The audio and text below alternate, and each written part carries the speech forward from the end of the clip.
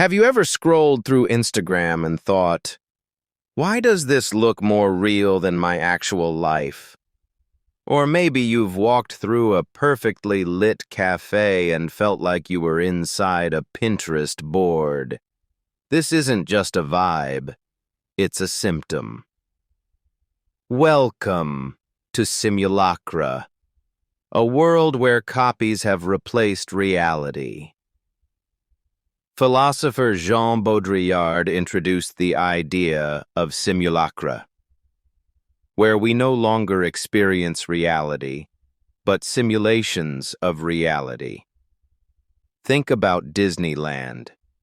It's not fake.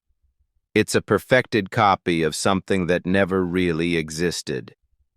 From Instagram filters to AI-generated influencers, we're living inside simulations designed to feel more real than reality.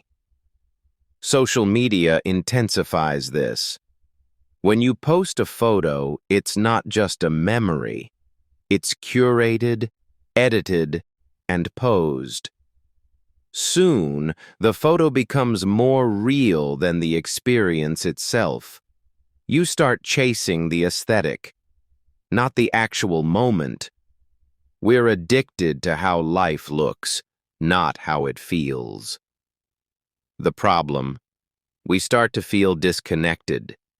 When everything is filtered, perfected, and copied, raw emotions, messy moments, real life feel boring, even fake. And in chasing hyperreality, we lose touch with ourselves. So next time something feels off or too perfect, ask yourself, is this real, or is this just a simulation of what I think real should look like? If this hit you even a little, comment and hit that subscribe button, because in a world full of simulations, staying real is the ultimate rebellion.